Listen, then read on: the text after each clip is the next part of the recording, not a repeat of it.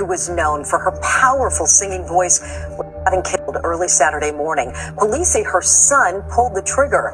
Northern Virginia Bureau reporter Drew Wilder has more on the murder of LaToya Acree. Early Saturday morning, 41-year-old LaToya Acree was shot and killed in the driveway of her Spotsylvania County home. Her son, 21-year-old Elijah Smith, was arrested and charged with her murder. Confusion spread through the nation as a mother was gunned down right in her home by the one person she loved above all others. In the late hours of September 17, 2021, in Virginia, 41-year-old LaToya Acree came home to meet her death. Shortly after her arrival, her body lay bleeding from multiple bullet wounds that her son had inflicted. Her 21-year-old son forever silenced the very woman who raised him, supported him, and believed in him for a completely crazy reason. She had caught him doing some very disturbing things that a mother should never know of her child. But LaToya's fate was sealed when she saw this side of her son. As investigators arrived and forensic experts scrubbed the scene, they would learn of a truly heartbreaking story, a story of a woman who almost had it all and was deeply adored by all except her own blood. This is the life and death of LaToya Acree. This tragic story unfolded in Spotsylvania, Virginia. The county blends scenic beauty with historic charm alongside suburban neighborhoods and shopping centers. The community is a mix of families, commuters, and military personnel, offering a quiet, family-friendly lifestyle with outdoor recreation options, including boating and hiking.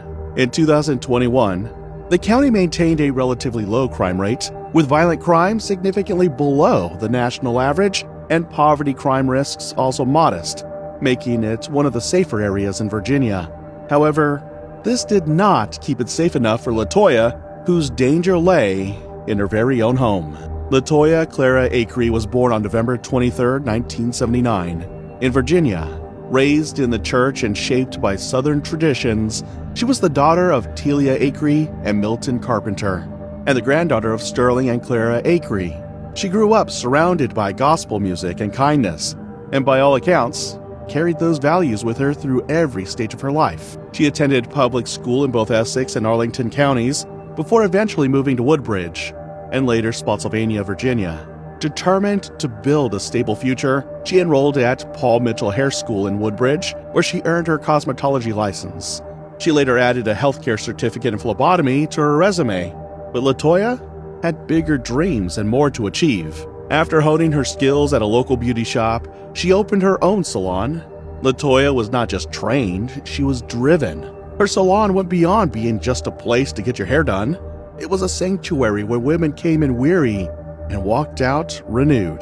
LaToya continued to take up more jobs to support her family, like working as a pharmacy technician at Rite Aid and taking on a medical transport job. She was the kind of woman who gave everything to her job, and she worked so hard for a reason. A single mother of 4, LaToya did what it took to keep her kids fed, dressed, and protected. She was separated from their father but remained dedicated to giving her children the very best. LaToya was fiercely loving and deeply committed to her family, and while parenting on her own came with its share of sacrifices, she never let it stop her from dreaming bigger. By 2017, LaToya felt a stirring inside her. The long hours and emotional toll of her job as a stylist weren't enough anymore. She wanted to help people beyond beauty, so she enrolled at Walden University to study social work. At the same time, she began to pursue her first love, music. That's when the world began to take notice.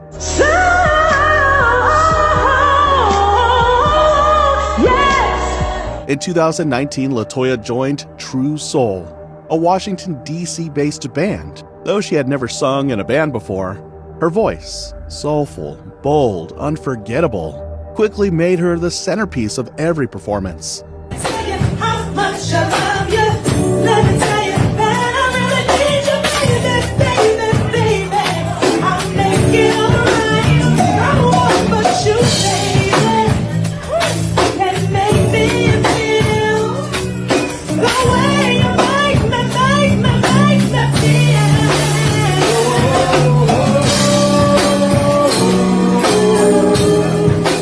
Audiences didn't just hear her sing, they felt her every word.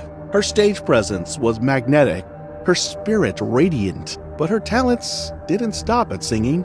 LaToya was also beginning to act. She landed a role in an independent film titled District Queens, where she played the character Ebony. It was another sign that she was on the verge of a major breakthrough. And now you're asking for a lot.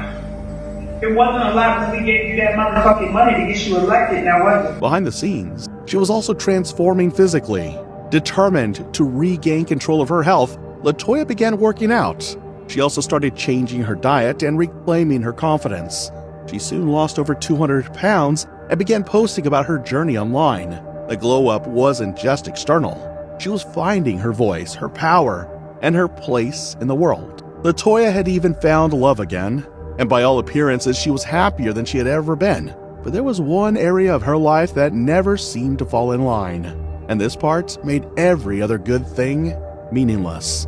The source of this trouble was her middle child, Elijah Smith. Elijah was 21 years old, but emotionally, he was nowhere near adulthood. He had no job, no goals, and no respect for the women who raised him. Time and again, LaToya laid down boundaries. No women in the house, no sex in her home, and clean up after yourself. But Elijah ignored all of it. He treated house rules like a suggestion and disrespected LaToya at every turn. But this disobedience was not what scared LaToya. It was something else that she noticed in her son. He had a violent temper, one that had already erupted in the past. During an argument, he had assaulted his own brother, an incident that left a deep fracture in the family. LaToya knew he had a problem, but was not sure how to help him. So she turned to those who might be able to help. Elijah was arrested and thrown in jail. But then he was out on bond and awaiting trial for an unrelated assault and battery charge. This was the time period when he had an argument with his mother that would become the final and most devastating altercation. On the night of September 17, 2021, LaToya returned home late from a trip. She was tired, likely just looking for some rest, but instead of peace, she found Elijah in the middle of her home, doing exactly what she had forbidden, and she was scarred. Despite multiple warnings, Elijah had once again brought in a woman to have sex in his mother's home. LaToya immediately lost it and blew up. She was done. She told him to leave, to pack his things and get out. The argument that started inside the house quickly spilled into the driveway. They were on very opposing ends, as Elijah believed he was grown enough to do whatever he wanted, but LaToya demanded some respect for her space, and the fight was just getting started.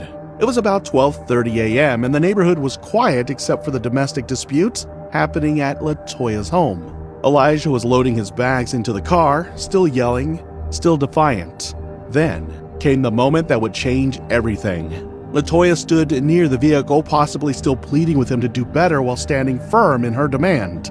Elijah got into the driver's seat, rolled up the passenger window, and from behind the glass, he pulled a gun. At first, it seemed like a mere threat, until he suddenly changed his mind. And just like that, in one heartless move, he shot his mother in the chest. LaToya collapsed in the driveway, the same driveway where she had once played with her kids, where she had brought groceries home, and where she had built her life. Neighbors heard the shot and immediately called 911. Sirens wailed in the distance as she lay dying in the very place she had spent her life building for her family. Despite emergency responders rushing her to the hospital, it was too late. When the first responders arrived at the scene on Pondley Drive, they found 41-year-old LaToya Acree collapsed in her driveway, clinging to life. She had been shot in the chest at close range through the rolled-up window of her son's car. Despite their efforts, there was nothing more the medics could do. LaToya Clara Acree was pronounced dead shortly after arriving at the hospital. Back at the scene, detectives worked quickly. Witnesses in the neighborhood described the loud argument, the single gunshot, and the panicked aftermath. It didn't take long for deputies to identify the shooter, her son, 21-year-old Elijah DeMont Smith. But Elijah hadn't gone far. Acting on leads, authorities located him at a hotel just minutes away in the 4 Mile Fork area. He was there with the same woman he had been caught with that night, seemingly unfazed by what had just occurred. Officers found him at the motel and took him into custody without incident. But his car held the evidence that would bring him down. Inside his car, they recovered the firearm used in the shooting. A bullet casing matched the one found at the crime scene. The evidence was damning. The case was no longer a question of who, it was now about why. The Spotsylvania County Sheriff's Office confirmed Elijah was charged with second-degree murder and use of a firearm in the commission of a felony. He was held at the Rappahannock Regional Jail without bond. Meanwhile, the investigation unfolded, and the detectives gradually pieced the truth together. Elijah had a history of disregarding house rules. He treated his mother's boundaries as inconveniences. She had repeatedly told him not to bring women home for sex, not to yell at his siblings, and to find a job. But those boundaries were tested again and again. LaToya's decision to keep allowing her son back into her home was not unusual. It was a decision made from love, from hope, from the desperate belief that if she just kept giving him chances, he would change. That hope cost her everything. Prosecutors revealed that in the weeks leading up to the shooting, Elijah's behavior had become more volatile. He had even assaulted his own brother during an argument. Family and friends urged LaToya to kick him out, but she couldn't bring herself to do it. She was his mother, and despite everything, she loved him. At trial, Elijah's defense attorney didn't deny the shooting.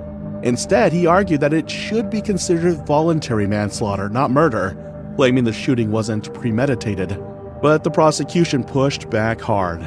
They argued that it was not an accident. Elijah didn't just lose control. He got in his car, rolled up the window, and fired a gun through the glass into his mother's chest. Then he left her there. He didn't call for help. He didn't stay. He went to a motel and continued like nothing had happened. With these facts laid out, everyone waited anxiously as the jury shared their stance. The jury agreed. They convicted Elijah Smith of second-degree murder and use of a firearm in a felony. In April 2023, he was sentenced to 44 years in prison, with 10 years suspended. He will serve 34 years behind bars. He will be 56 years old when he gets out. But to LaToya's family, the sentence wasn't enough. Because of their brother, they had lost a mother, a sister, a friend. Her niece, Kiana Carpenter, told reporters that LaToya didn't deserve to die that way. She gave Elijah everything, and in return, he gave her a death sentence. But LaToya's death was not just a personal loss. LaToya's passing sent shockwaves through her community, especially the people who knew her as more than just a victim. They knew her as a voice, a force, a light. News of LaToya Acree's death spread quickly, and it hit like a punch to the chest. Not just because she was loved, but because the circumstances were almost too painful to process. A mother taken by her own child. A voice was silenced just as it was finding its highest note. For those who knew her, this wasn't just a tragedy. It was an open wound, especially for her bandmates and true soul, who were shattered. They had seen her days earlier, full of laughter and excitement, about an upcoming performance. That concert, meant to raise awareness about domestic violence, instead became a tribute to LaToya's memory. Obviously, God had a better plan, a bigger concert for her to sing in. Before she was killed, LaToya and the band were preparing for a big show coming up this Saturday at an event to raise awareness about domestic violence. Now the band will dedicate the show to their late singer, who police say died a victim of domestic violence. Dressed in purple, the band took the stage to honor her, sharing her story alongside the music. They turned their sorrow into a message of awareness and strength. And today we come where we were torn about should we do this event so soon. It's been planned for months.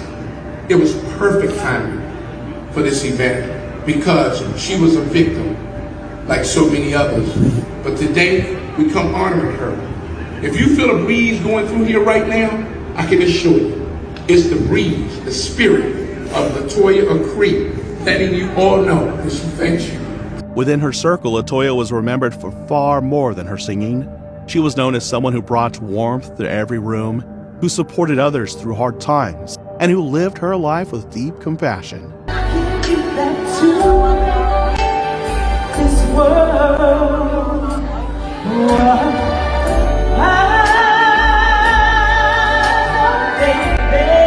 Her friends from Walden University, former co-workers, and fellow creatives spoke of her kindness, her easy laugh, and her willingness to lift others up no matter what she was going through.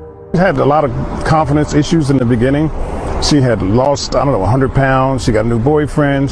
She was really, really happy. It seemed like things were just turned around for her. The pain of her passing was felt acutely by those closest to her. Her family laid her to rest in a ceremony that reflected the fullness of her spirit. There were tears, but also music, memories, and unity. Her children, her niece, her granddaughter, and her community stood together to remember a woman who had given so much of herself. As grief settled over the community, conversations began to shift. People started asking deeper, more difficult questions about the nature of abuse within families.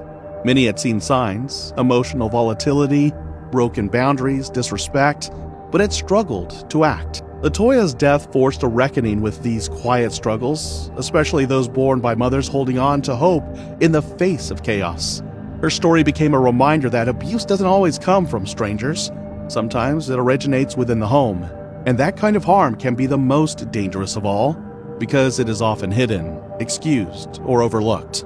But silence protects no one. If someone is living with fear or disrespect, even from a loved one, they need to know they are not alone. Resources like the National Domestic Violence Hotline exist to offer help, offering a lifeline through calls, texts, or online chats at 1-800-799-SAFE or thehotline.org. LaToya Acree's life was filled with hope, love, and purpose. She was a mother, an artist, a believer in second chances, and a source of strength for so many. Her legacy deserves to be remembered not only for her tragic death, but for the beautiful, determined life she lived. Her story is a reminder that love should never hurt. Safety and peace are not luxuries, they are rights. And when the warning signs appear, we must speak, act, and support one another. Let her light continue to shine by helping others find their way out of darkness. Her legacy is not just in her voice. It's in the voices she helps to protect.